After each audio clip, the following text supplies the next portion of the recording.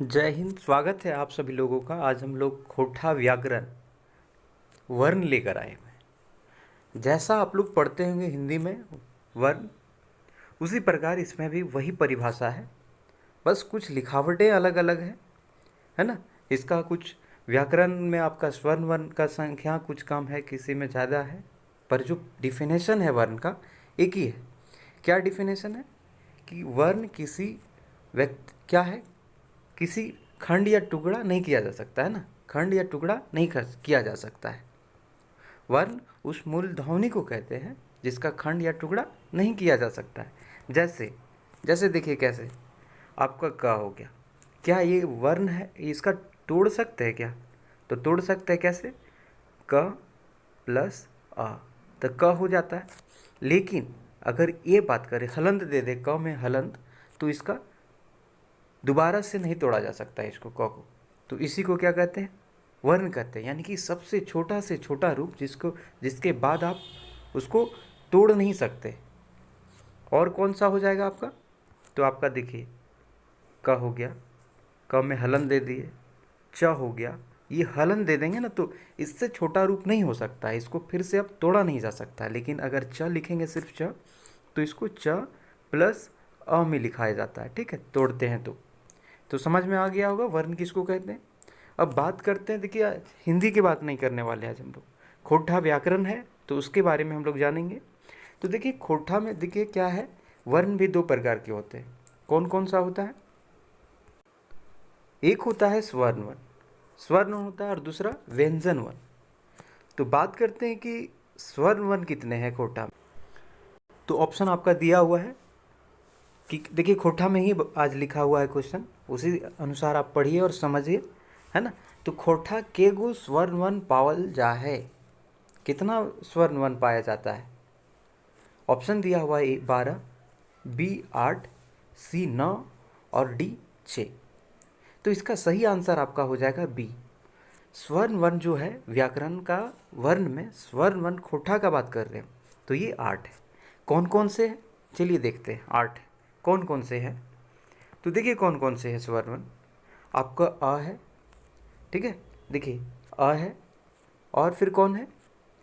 अमिकर आ है, हर्षही है, दुर्गही है, हर्षहु दुर्गहु ए और औ।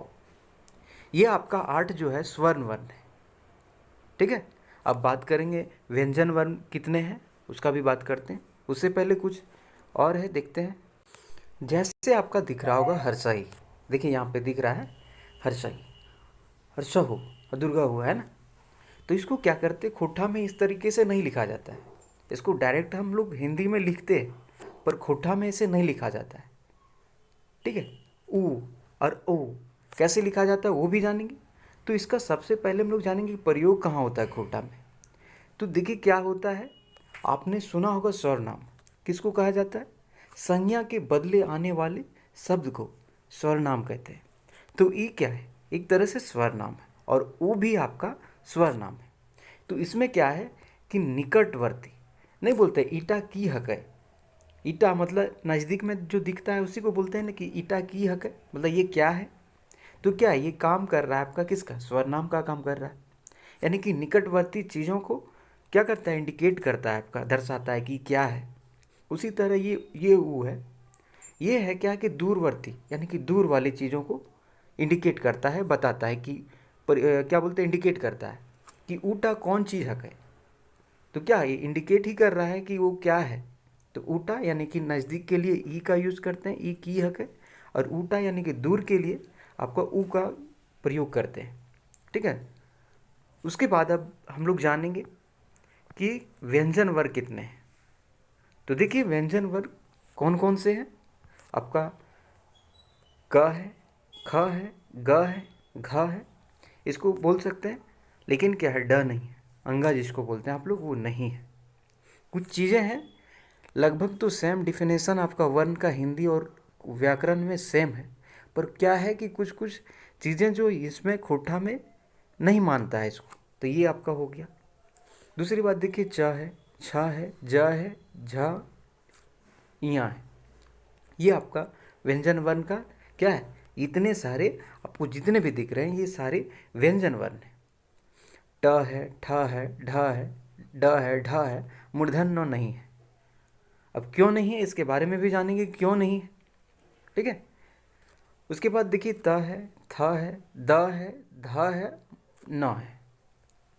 और सारी कौन है, तो देखिए प है, प, फ, ब, भ, म।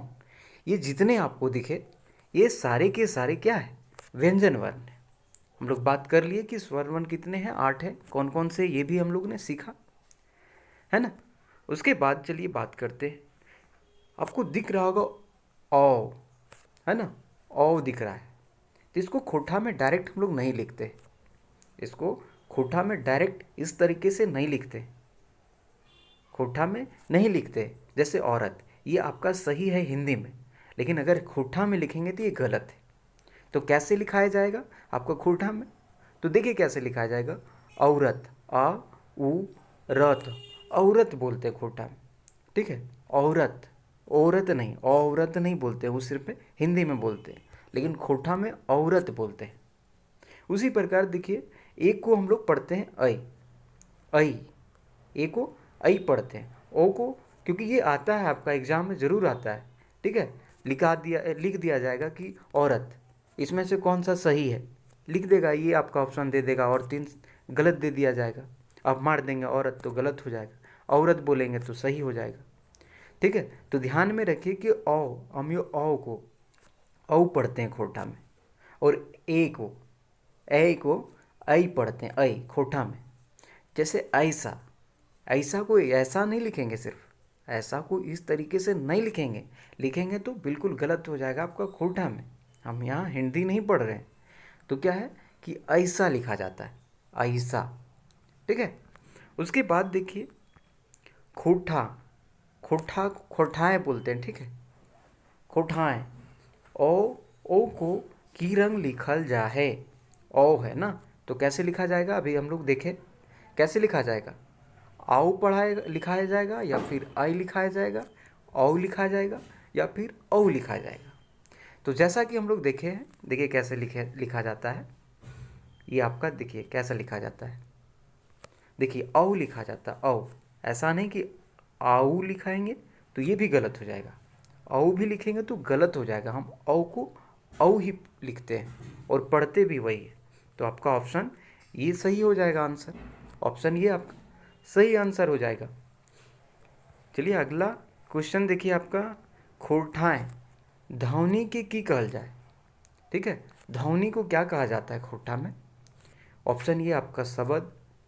अब दिमाग में ये भी उठ रहा होगा कि शब्द लिखते हैं हम लोग हिंदी में, तो हिंदी खोठा में क्या शब्द लिखा जाता है क्या, बिल्कुल बिल्कुल यही लिखा जाता है, शब्द ही लिखा जाता है खोठा में। शब्द को आधा ब नहीं लिखा जाता है, पूरा ब लिखाता है। उसके बाद देखिए आवाज़, हम बात करते हैं कि ध्वनि को क्या कहा जाता है खोठा में, तो आवाज़ या फिर शब्द या फिर साड़ा, और डी में है इनमें से कोई नहीं। तो बताइए इसमें से कौन सा सही हो जाएगा, तो आपका इसमें से साड़ा सही आंसर हो जाएगा। खोठा ध्वनि की जो है ना, खोठा ध्वनि को क्या कहा जाता है, तो साड़ा कहा जाता है, साड़ा को ही ध्वनि कहा जाता है खोठा। ठीक है। उसके बाद देखिए यमुना, जैसे हम लोग खोठा हिंदी में क्या पढ़ते हैं, यमुना, तो अंतास्य अ को हम लोग ज पढ़ते हैं। ठीक है, जैसे देखिए यमुना हम लोग हिंदी में पढ़ते हैं, लेकिन जमुना बोलते हैं हम लोग। ठीक है, जमुना बोलते हैं खोठा में, लिखते भी है जमुना ही, यानी कि अंतास्य अ को ज लिखा जाता है। तो अमना को अमना नहीं पढ़ेंगे खोठा में, ना लिखेंगे, सिर्फ जमुना लिखेंगे, जमुना। ठीक है। उसके बाद और देखिए और क्या है, जैसे यज्ञ हो गया, तो यज्ञ को क्या कहते हैं, यज्ञ बोलते हैं। अगर लोकल आप होंगे झारखंड के, और ख़ास करके धनबाद, गिरिडीह, इन ज़िलों के आप होंगे, तो ज़रूर इसी तरह लिखाया जाता है, यज्ञ लिखा जाता है, जग लिखा जाता है, यज्ञ को यज्ञ नहीं लिखा जाता है एक खोठा में। बाकी हिंदी में तो सारा यही सही होगा, ये सब लिखेंगे तो गलत हो जाएगा। सिर्फ जग होता है या जग होता है, जग या जग। उसके बाद देखिए जैसे च, छ, झ, है ना, ये सब देखिए यहाँ उसरान, उच्चारण मतलब क्या होता है, एक खोटा वर्ड है, तो उच्चारण होता है। जिस तरह हम लोग हिंदी में क्या पढ़ेंगे इसको कि च छ ज झ इया, कि उच्चारण कौन से उच्चारण अंग से होता है, यानी किस अंग से होता है, तो उच्चारण होता है आपका उच्चारण, यानी कि जो च छ ज झ बोलते हैं वो कहाँ से उच्चारण होता है। तो देखिए ऑप्शन ये आपको दिख रहा होगा, कंठ, आपका ये बी तालु, या फिर दोनों, मतलब ये और बी दोनों हो जाएगा, या फिर डी कोई नहीं होगा।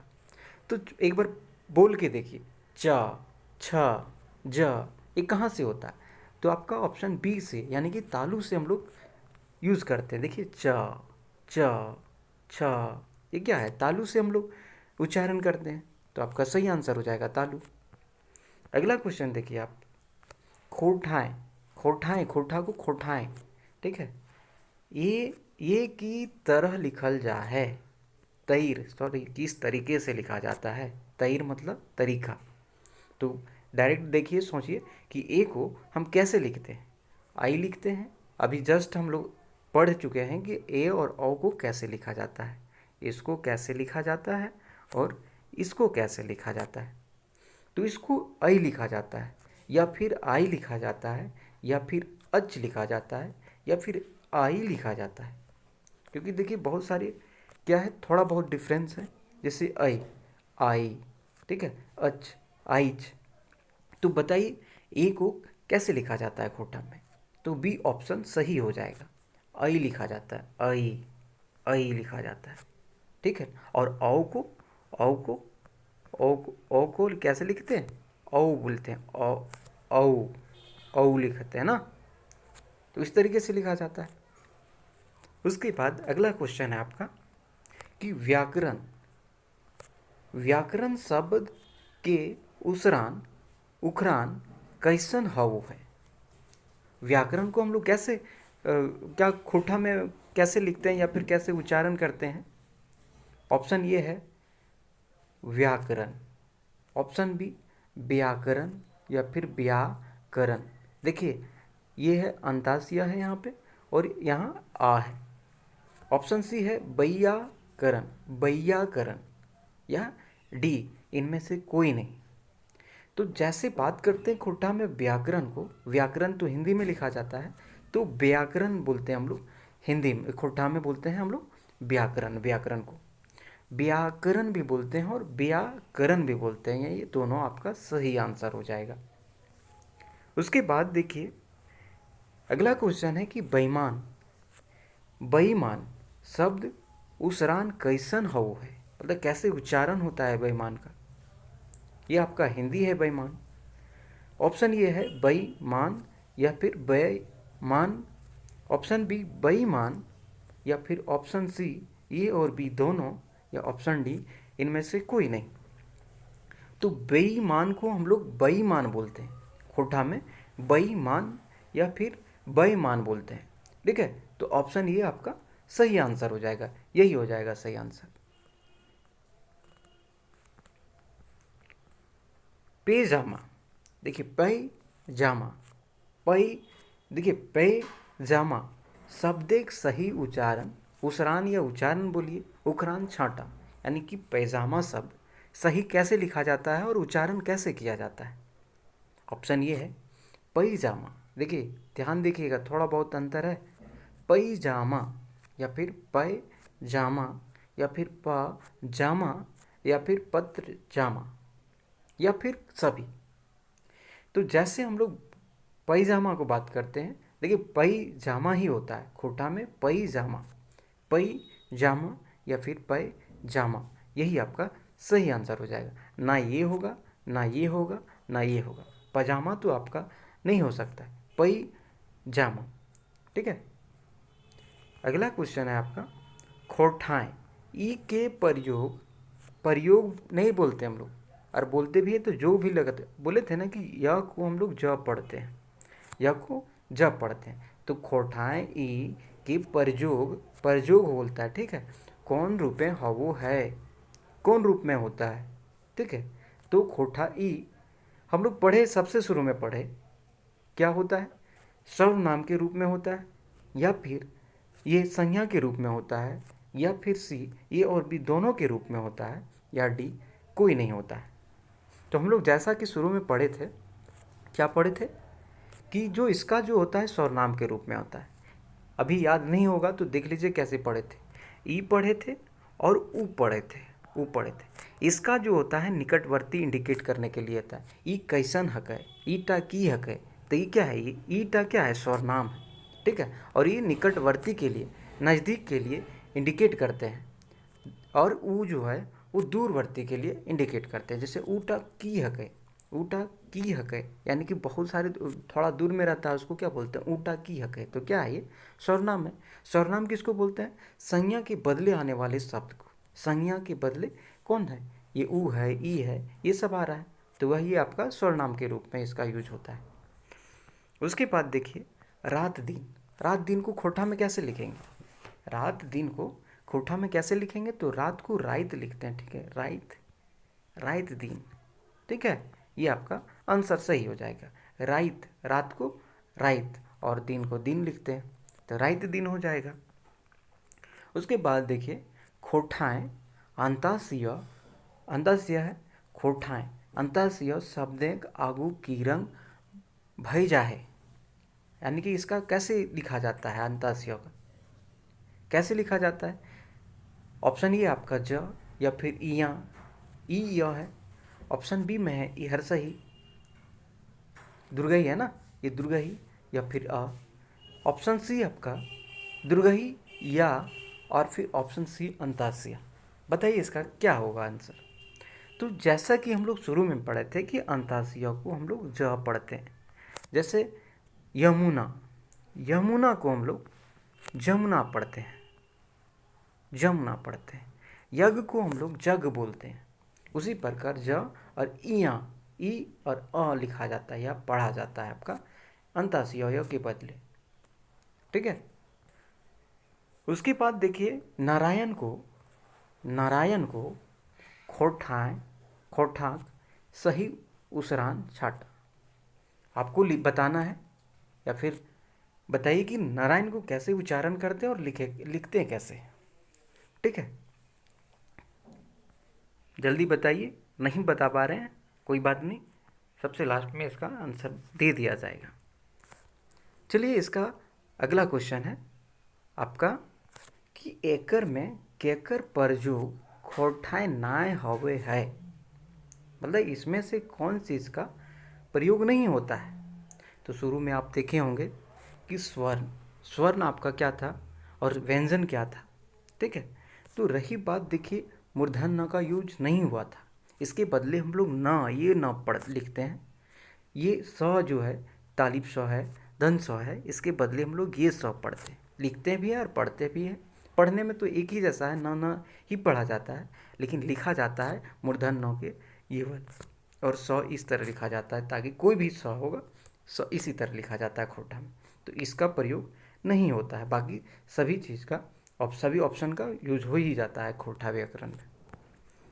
जैसे राजपाट, राजपाट, राजपाट के उसरान, उकरान कैसन हाउ है, यानी कि राजपाट को कैसे लिखा जाता है या उच्चारण कैसे होता है, ठीक है।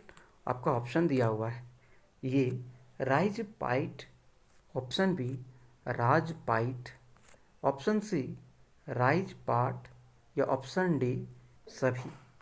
तो बताइए, तो इसका सही आंसर हो जाएगा आपका राजपाइट को राज, राइज होता है, ठीक है, राइज पाइट, ये खोटा का उच्चारण है, राजपाट को बोलते हैं हम लोग राइज और पाइट। देखिए यहाँ भी पाइट है, लेकिन राजा, राज लिखा हुआ था, जो नहीं होगा, ये हिंदी वर्ड है, हिंदी व्याकरण में सही हो जाएगा, लेकिन खोटा में नहीं होगा सही, तो ये आपका सही हो जाएगा।